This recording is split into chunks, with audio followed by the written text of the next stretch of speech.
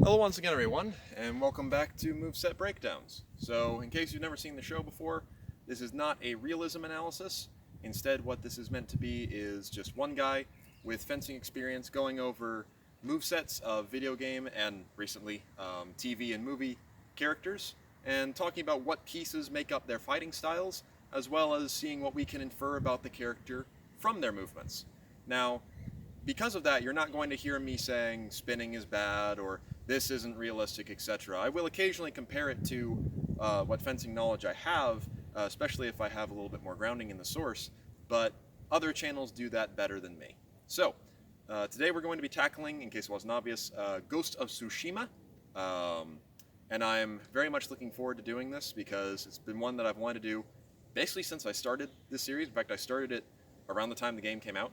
But a little bit of context for things first, both in regards to me and in regards to the moveset we're going to be looking at. So first and foremost, I have not trained any Japanese sword arts. I have a background in judo, but I only have learned a little bit of Toyama Ryu, which I've been practicing basically just by myself. I've never had an official teacher, never learned anything beyond a couple kata, so most of this is going to be haphazardly put together kendo knowledge, a little bit of Toyama Ryu, etc. So I may get some terms wrong here and there, but in the end of the day, Jin's moveset isn't something that I can't describe with other terms, so I will do my best. But apart from that, the other thing to consider is that when the game is taking place, and who Jin is. So Jin Sakai, the main character, the ghost, he is a samurai, and so he was born and raised to do one thing, which is to fight, basically. Fight and administrate. But another thing to consider is that this is not the samurai from the Sengoku Jidai or the Meiji era. This is a samurai from the late 13th century, at the beginning of the Mongol invasion. And so as such, samurai back then were very different than they are in popular mind. And Jin definitely seems to, equipment-wise, resemble the more classical one we think of, which is exactly what happens when people depict knights over here in the West. But either way, an important thing to consider is that if he were entirely historically accurate from what I've gathered, he would not be carrying a katana. He would instead be carrying a tachi, which the only real difference is length, the way it's constructed, and a tachi is worn blade down versus the katana is worn blade up. And also, he would have mainly been an archer, which he does do quite a lot of archery, and his armor would be a little bit more boxy. But either way, those are the only main historical context. But rule of cool, we wanted a classical samurai, and we also wanted a cool situation, so I can't really complain much. But either way, the first couple techniques that we're going to be going over are going to be some of his general movements, followed by the stone stance, and then followed by some of his special techniques, because the stone stance is relatively simple. So the first kind of general movements I want to go over is the way he draws the sword, and as well as getting into, of course, his stance. So the way he draws the sword is, we'll draw it in a couple different ways. One, he has his little thumb up to get it out of the scabbard and things along those lines. But Jin, from the beginning, already has essentially a quick draw. So what this will be is he will start a standoff, he will approach, and he will lower himself down, hand hovering over. Now, his first cut that he's going to execute as the enemy rears up is he's going to grab the blade, turn it over, so it's now blade down, and he's going to step out to the side as he executes a rising cut. So all of that would look like this. And he just remains in a relatively risen position. The next thing that's going to happen is when the next opponent comes down, he's going to just bring this sword right back down on the same line, through, and then finally, when the last opponent comes at him, when you have all three pieces, he will cut from the side with a lower. So all those three together, off of his standoff, which another thing, he will clear the blade in various different ways I want to talk about. I'll probably show one each time, because I think he has about 4 of them. The first one he will do is after he finishes, he will raise, clear, then proceed to sheath. But here's that again, now from the side. So enter into the standoff, through, through, through.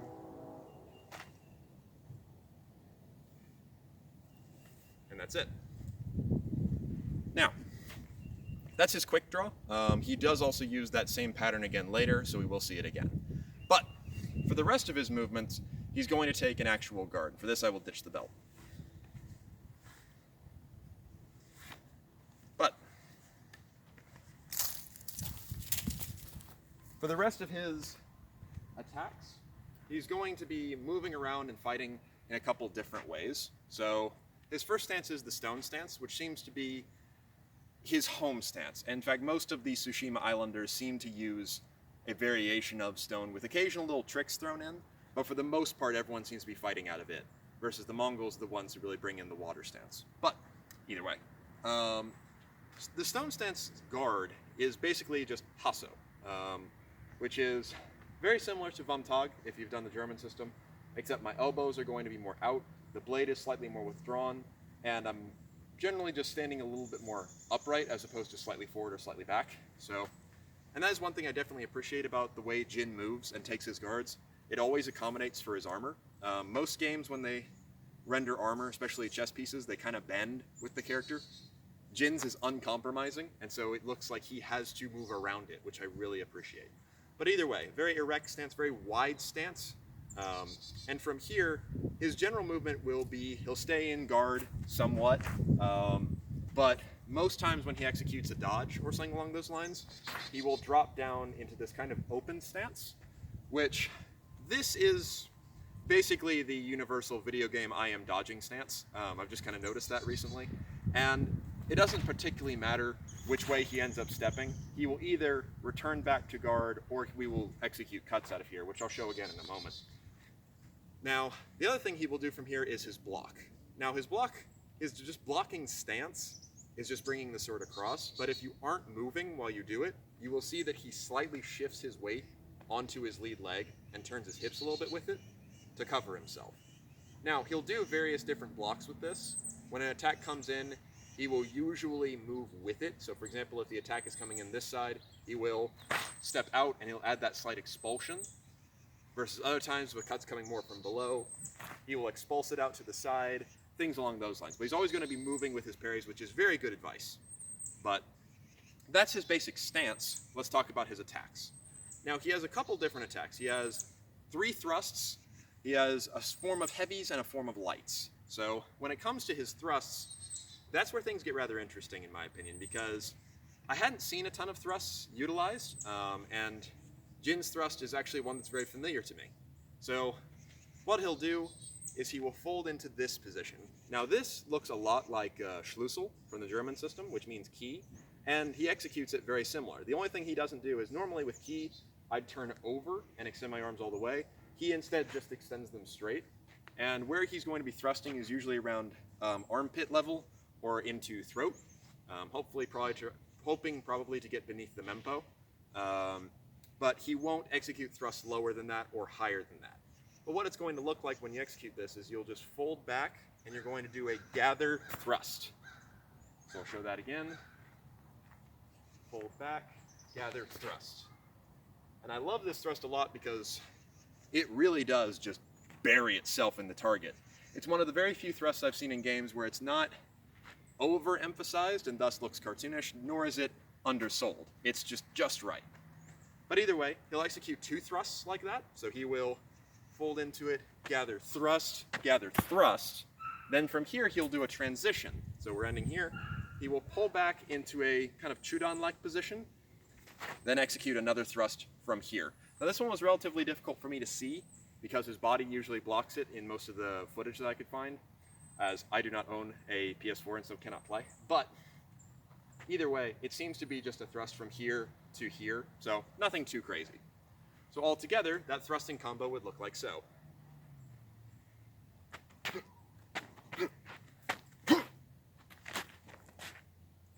And now from the side.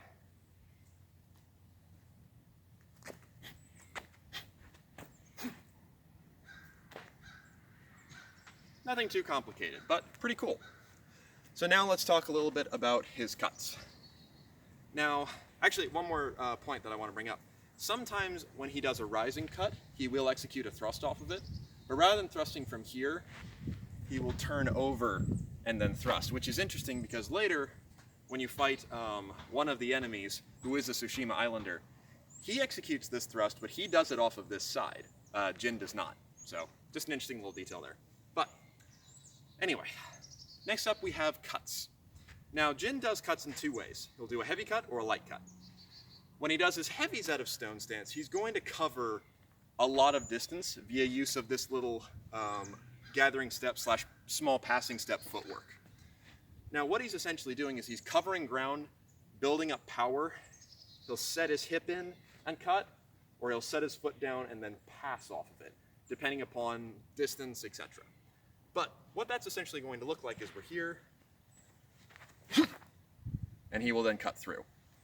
Now, these cuts are going to go all the way through, and just like when I looked at the Orochi, he is very much bringing his shoulders slightly forward and cutting relatively close to his body as opposed to extending out. But with these swords, that seems to be just fine. So, the cuts that he'll execute are quite simplistic. He has a cut down from this side, he has a cut from his left, he has a rising cut, and then sometimes he will show a cut from above. But generally that one seems to be a light more than a heavy. So, altogether, what a basic pattern would look like would be like so.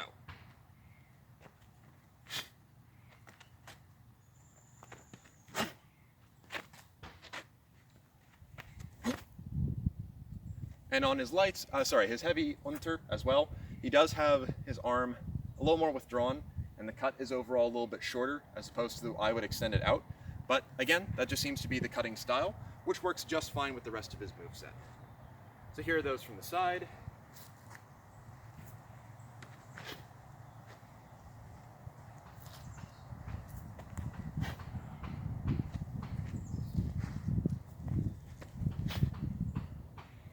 And overall, he has this very wide, emphasized base of balance, which is really good to see, as this is pretty common Japanese footwork. Being much more rough terrain that you're fighting on, you don't want to be slipping around. But either way, those are his heavies.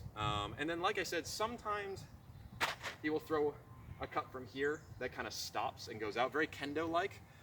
I think this is a heavy, though I also occasionally see it as being a light, so I'll talk about it again in a little bit. But either way, when it comes to his light cuts, however, he tends to vary up the angle a little bit more. So whereas his heavy cuts tend to be 1, 2, and then 3, he doesn't seem to cut from this side, which I found strange, unless it's with one hand. But when his light cuts are in, he'll add in the 4s and 5s, as well as he will cut from straight above. Now what those are going to look like is, rather than doing these gathering steps forward, instead he is going to be just using passing step footwork, but he's going to add a little more wrist into it. So for example, if I'm looking to throw a light from below, he will kind of drop his hands into it a bit more, and then step straight forward. Same thing from the side. Just very kind of whippy type hand motion, which adds a nice bit of emphasis to his cuts. Because essentially what he's doing is, before, he was bringing his body up and then down, which added a lot of power, and it is meant to stagger enemies on those attacks, so makes sense. Versus these, since they're his lights, he's using the wrist turn to add that same generation of power, since he doesn't have as much of his body behind it. But all those are going to look like, it's like so.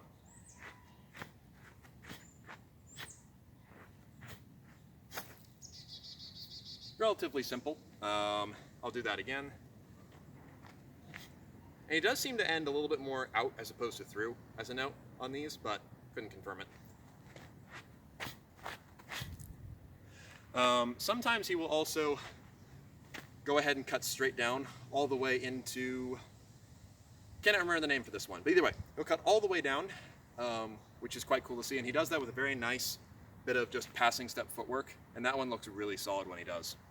But altogether, the general rule for Jin's style of cutting is going to be, when it comes to your heavies, stick to these 3 directions, use your gather steps, and then pass off of it.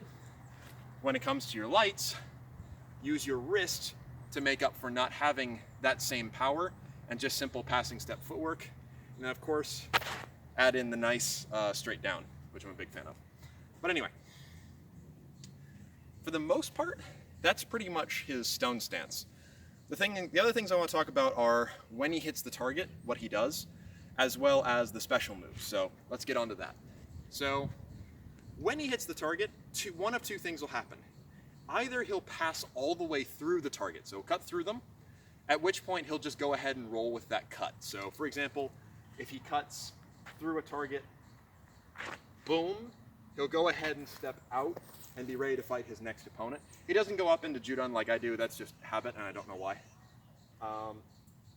He'll also sometimes cut through, step through to face his new opponent, etc. When he gets stuck in the target is when he adds a little bit extra to it. So when he gets stuck from above, sometimes he'll bring his foot up to clear. Other times he will instead shove the Tsuba down with a small advance to really kind of push them off of the blade as well as do more damage. And I really think this one's particularly brutal because Jin himself almost looks a little annoyed / surprised when the blade sticks in their collarbone. And he really puts a lot of power into shoving them off his blade. Likewise, when he strikes up from below and gets stuck, he will do a very similar action to what the Kensai did in For Honor, where he will set himself away from it and then draw over with a hard cut to clear it out of the person's ribcage. He will also, and this is probably my favorite one, when he lands a cut that sticks from the side, so a light that has stuck. And I don't know whether or not maybe it is the lights that are the ones that get stuck and it's the heavies that don't. But either way, when he gets stuck on this side, rather than just ripping out, he will actually step up with his left foot and perform a sweep. So opponent's foot is right here and right here. We've stuck it into their rib cage. What Jin's going to do is he's going to rip the sword out to the side. At the same time, he's going to bring his foot up, kick, and then he's through. He doesn't deliver a finishing blow or anything along those lines. In fact, sometimes it seems like Jin's choreography needs just one more hit on the opponent, but he never seems to do it, which I kind of appreciate. The job is done, no need to add anything else, but it's a little bit odd because I was expecting one extra hit most times. But either way, so here's that one more time. You strike in, you get stuck, step up with your foot, kick, and you're through. I really like that one because it looks great, it sets them onto the ground, and this is a relatively difficult position to get stuck in because the only place to really go is that way, which isn't ideal.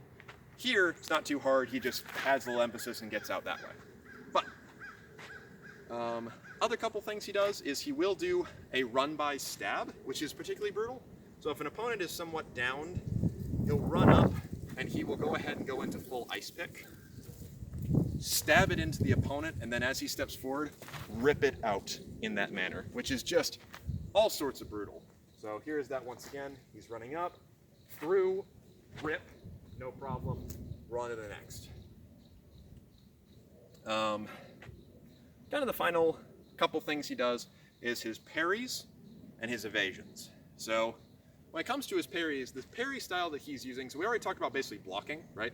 These are mostly small expulsions in which he moves out of the way while dealing with that incoming cut, but doesn't really get anything out of it. When he does a parry, instead what we're going to see is he's going to use the flat / the spine sideways to expulse the incoming attack. This one I know for a fact is a common style of parrying within Japanese swordsmanship, as it's not edge on edge, which is good, and it's very nice at knocking them out of the way. We see the same thing in European swordsmanship. It's really great. But what he's going to do here is as the cut comes in, he's going to step up with it, boom, and he's going to kind of flick the side to knock it away. Then he's going to just drop. The foot you stepped forward with, the direction you are cutting to, is the side you're going to drop on, and he will drop down like so. So here's that once again.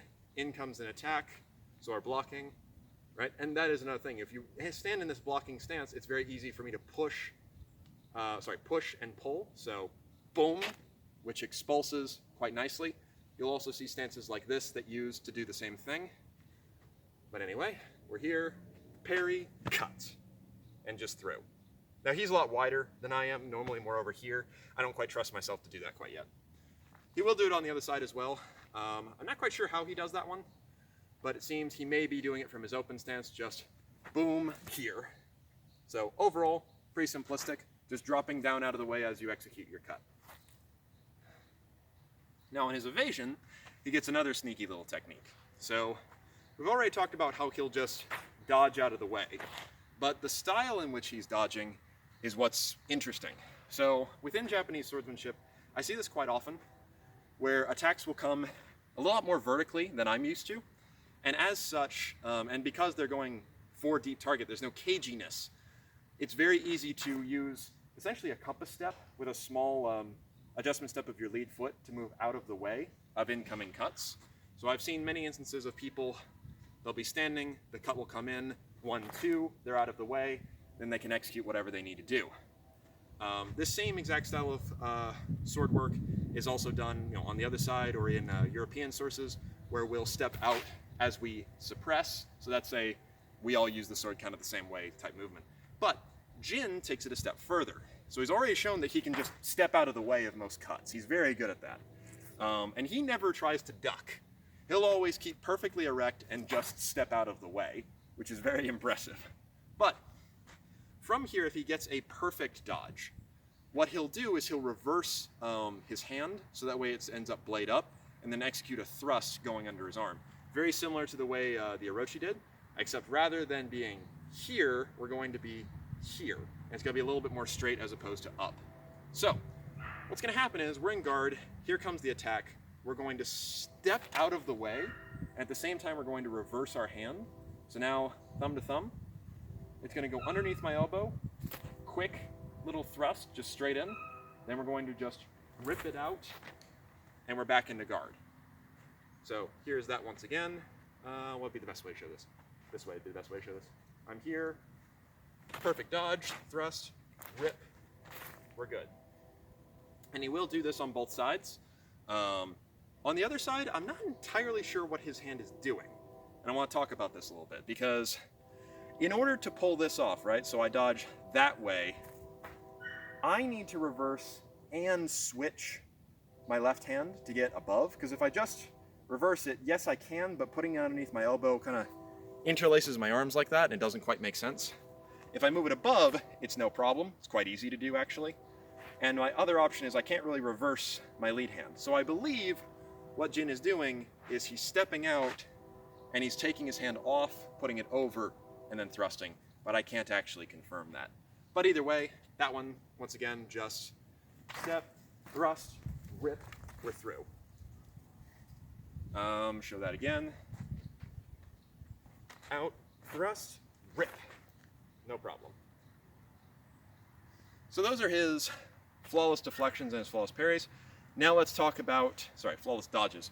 Now let's talk about some of his other special attacks, which are going to be the Heavenly Strike, and then the 3 series of strikes, which I'm forgetting the name of, sadly. But these are 2 big special techniques that have a quest associated with them. The only other ones being you can learn to deflect arrows. I'm not going to be able to replicate that. Or you can set your sword on fire. Yeah, no. So, either way, the Heavenly Strike and then the series of 3 strikes are, I think it's Dragon Sling or other, or maybe Red something or other. Either way, the Heavenly Strike is a relatively simple one to do, so let's go ahead and go over it. So what's going to happen here is to execute the Heavenly Strike, all I'm going to do is just bring my arms down, and I'm going to take a hard passing step forward as I execute a cut coming from my right at a horizontal angle. Now what this is designed to do is, 1, it's very fast, 2, it can kind of be thrown at almost any time, and 3, it is meant to do bonus damage to staggered enemies.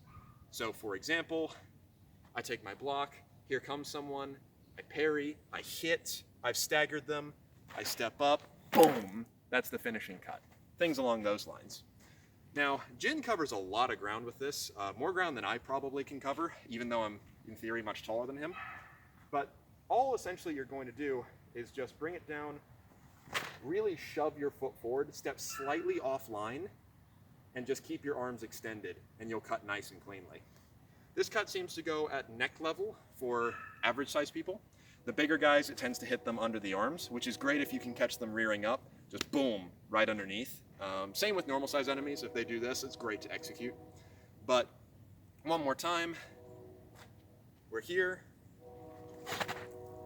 and then all the wind moves with you, and you feel super cool.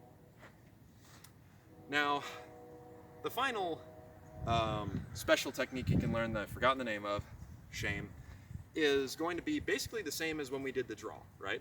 What it's going to be is we're going to just drop down, boom, right? Boom.